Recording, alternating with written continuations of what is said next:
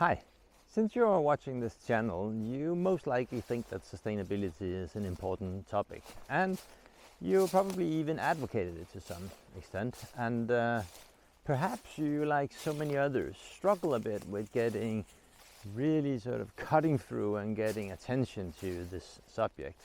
And this has been an increasing problem, especially since Trump came into power and started his sustainability bashing. But the good news is that there's a way to fix it, and it's all a matter of a change in perspective and vocabulary. That's the starting point. Let me share with you how. My name is Jasper Steinhausen, and this is Outside Perspective.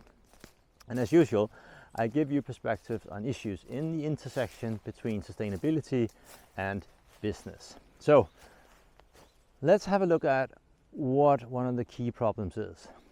Whenever we talk about sustainability, almost all of it has a focus about reducing, avoiding, minimizing. And the problem with this is, well, there are two things that I want to bring out here today. One is that it's actually the exact opposite of what just about all business leaders and decision makers they focus on. They focus on more, on creating, on more sales, more growth, more clients, more whatever, lots of more. So when the vocabulary of sustainability people is all about reduce and avoid and less of, it's quite easy to see why it doesn't connect and correlate very well. So that's one thing, but there's actually a bigger and deeper problem at stake here. And that is that our brains have, over hundreds of thousands of years, developed to be really, really fearful of anything that we have to let go of.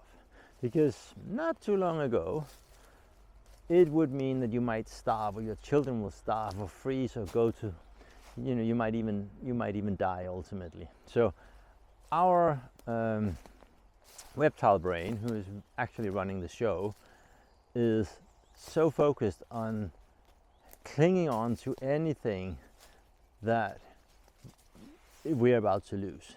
So the entire vocabulary around reducing and avoiding, it triggers the scarcity reaction in our brain.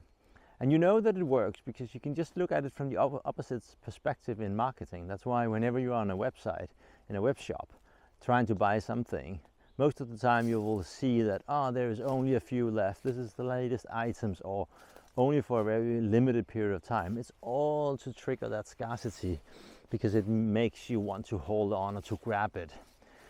But the same in the opposite direction is what's at play when we talk about reduce and avoid. So the trick here is to reframe from reduce and avoid to creating new and better. So when you have a product that you might say, hey, we need to make a project where we reduce the, say, energy use of this particular product with 20%, you might as well reframe that to saying, hey, we're about to create a new and better version of this that is 20% more energy efficient. If you do that, you avoid that scarcity trigger in the brain, and you also align vocabulary-wise with what most of the development-oriented and business-oriented people have in their daily language and way of speaking. So I would like you to try and practice this a bit, because it takes a while, of course, to perfect this.